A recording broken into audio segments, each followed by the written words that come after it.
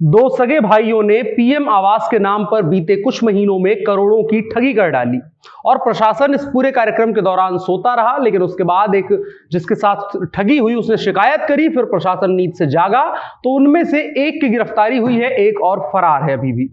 ये लोग लाभार्थियों को फोन किया करते थे और बताते थे कि वो प्रधानमंत्री आवास आवंटन कार्यालय से बोल रहे हैं और आवंटन के लिए एक मुश्त पैसा जमा करवा करके पंजीकरण करवाना है।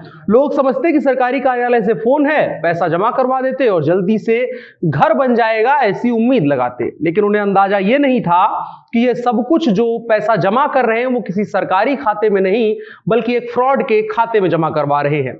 ऐसी एक घटना कानपुर के अभिषेक नाम के एक व्यक्ति के साथ हुई। उनके पास भी एक युवक का फोन आया और उसने बताया कि वो प्रधानमंत्री आवास आवंटन कार्यालय से बोल रहा है और आवंटन के लिए आपको एक मुश्त पैसा जमा करवाना होगा, तभी पंजीकरण होगा आपके घर का।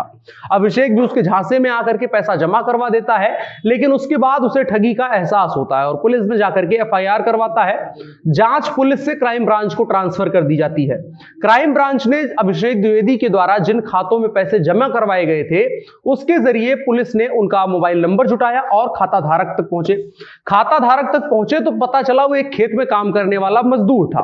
वो उसका केवल खाता किसी और के द्वारा इस्तेमाल किया जा रहा था। पुलिस ने और तफ्तीश करी तो उसके बाद पता चला कि वो व्यक्ति जो दोनों ठग थे वो लोग अपने खातों में पैसा नहीं जमा करवाते थे बल्कि गरीब और मजदूर लोगों के खाते खुलवा करके आरोपी उसमें रकम जमा करवाते थे और उसी के जरिए लेन देन करते थे ताकि पुलिस सीधे तौर पर उन तक ना पहुंच सके।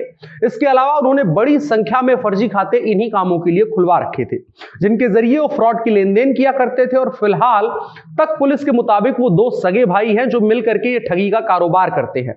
लेकिन पुलिस अभी भी जांच कर रही है कि क्या इतने बड़े गिरोह में जिसके जरिए करोड़ों का लेन देन किया गया है, क्या उस गिरोह में और लोग भी शामिल हैं। पुलिस को जांच के दौरान इन ठगों के पास पीएम आवास के हजारों आवेदकों का डेटा भी बरामद हुआ, जिससे उन लोगों को आवेदकों का नाम पता चला, मोबाइल नंबर के साथ साथ पूरी डिटेल लिखी हुई थी कि कब किसने प्रधानमंत्री आवास के लिए आवेदन किया, इसके अलावा उनका नाम पता क्या कुछ है। और इसी के जरिए वो लोगों को फोन करते थे और जिससे लोगों को यकीन हो जाता है। यहां पर एक बहुत बड़ा सवाल उठता है कि जो ये डेटा होता है कॉन्फिडेंशियल डेटा होता है, ये पब्लिक डोमेन का डेटा नहीं होता है, तो ये डेटा किसी सरकारी कर्मचारी के ही जरिए उन तक पहुंचा होगा। पुलिस को इसकी भी जांच करनी चाहिए। लोगों को जब फोन करते थे लोगों को यकीन हो जाता था कि सरकारी कार्यालय से फोन है और इसके बाद रजिस्ट्रेशन के लिए पहले 450 रुपए मात्र जमा करवाते थे और उसके बाद एकदम ऑफिशियल ढंग से कहते थे कि अब किश्त के तौर पर आपको 13,000 रुपए हर महीने जमा करने हैं। ये ठग कई महीनों तक लोगों को झांसे में रखते थे और किश्त के नाम पर ऐसी ही रकम वसूलते रहते थे।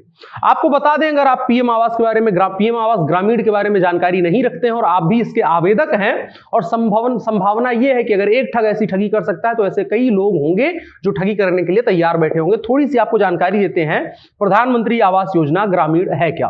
भारत सरकार ने 2022 तक बेघर लोगों को घर देने की योजना बनाई है। योजना के तहत सरकार बेघर लोगों को घर बना करके देती है। पीएम आवास योजना ग्रामीण के तहत आवेदन करने के लिए सरकार ने मोबाइल आधारित एक आवास ऐप बनाया है। इसे गूगल प्ले स्टोर से डाउनलोड किया जाता है। डाउनलोड करने के बाद आपको मोबाइल नंबर की सहायता से इसमें लॉगिन आईडी बनानी होगी। इसके बाद यह ऐप आपके मोबाइल नंबर पर एक ओटीपी भेजेगा, वन टाइम पासवर्ड।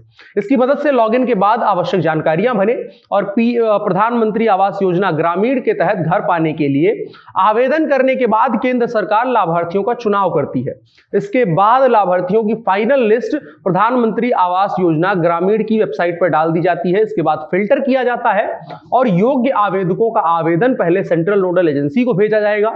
मंजूरी मिलने के बाद एजेंसी सब्सिडी की रकम कर्ज देने वाले बैंकों को दे देगी। यह रकम आपके अकाउंट में आ जाएगी। अगर आपकी सालाना आमदनी 7 लाख है और लोन की रकम 9 लाख, तो आपकी सब्सिडी 2.5 लाख रुपए या 2,35,000 रुपए की बनेगी। इसे घटाने के बाद आपके लोन की रकम 6,65,000 रुपए बचेगी, जिस पर आप मासिक किश्त भरेंगे। अगर लोन की रकम आपकी सब्सिडी की योग्यता से अधिक है तो अतिरिक्त रकम पर आपको सामान्य दर से ज्यादा ब्याज चुकाना पड़ेगा। यह पूरी प्रक्रिया है जिसके तहत आपको घर मिलता है। इसमें सामान्यतया फोन कॉल के आधार पर कोई काम नहीं होता है, पैसा नहीं जमा किया जाता है, जो पैमाइश होती है वो घर जा करके की जाती है उनकी स्थिति की, और उसके अलावा जो कुछ भी जानकारी होती है वो सरकारी कर्मचारियों के जरिए जुटाई जाती है। उसमें आपको फोन करके कोई पैसा जमा कराने के लिए नहीं कहा जाता है। ये जानकारी आपके लिए थी। इसके अलावा घटना के बारे में, शातिर ठग की गिरफ्तारी के बाद एडीसीपी मनीष सोनकर ने खुलासा करते हुए बताया कि कृष्णानगर निवासी अभिषेक द्विवेदी ने 22 नवंबर को चकेरी थाने में प्रधानमंत्री आवास के नाम पर ठगी की एफआईआर दर्ज करवाई।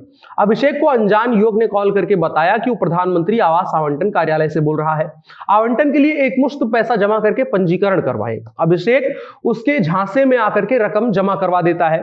उसके बाद उनको ठगी की जानकारी होती है, फिर जांच क्राइम ब्रांच जाती है। जांच के दौरान क्राइम ब्रांच ने कानपुर देहात के सितलमपुर गंगरौली निवासी एक बदलू नाम के व्यक्ति को गिरफ्तार किया, जबकि उसका छोटा भाई प्रभुदयाल भाग निकला। दोनों भाई मिलकर के बीते कई सालों से गरीबों को पीएम आवास दिलवाने के नाम पर ठगी कर रहे थे।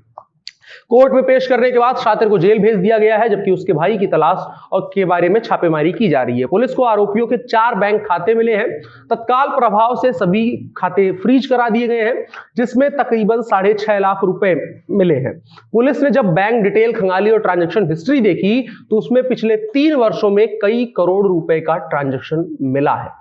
फिलहाल उसके छोटे भाई, उसके दूसरे भाई की जांच की जा रही है और साथ ही जांच कर रही है पुलिस कि और लोग भी क्या ठग हैं। हमने इस वीडियो में आपको बताया कि अगर आप प्रधानमंत्री आवास ग्रामीण योजना के लिए अप्लाई कर रहे हैं, उसके लिए एलिजिबल हैं, तो क्या कुछ प्रक्रिया होती है। उस दरमियान किसी ऐसे फोन कॉल का जिक्र नहीं है कि आपको कोई फोन कॉल करके पैसे डालने के लिए कहेगा। तो अगली बार अगर आपके साथ ऐसी कोई घटना होती है तो सतर्क रहें और पुलिस को सूचना दें अगर कोई ऐसा आपको फोन करता है। बाकी जानकारी आपको कैसी लगी वो कमेंट बॉक्स में बता सकते हैं, और जो लोग भी ये वीडियो देख रहे हैं वो शेयर भी करें इस वीडियो को, ताकि जानकारी ज्यादा लोगों तक पहुंचे। मेरा नाम अनुराग मिश्रा है, आप जनता जंक्शन देख रहे हैं। कैमरे पर मेरे साथ ओम प्रकाश है। शुक्रिया।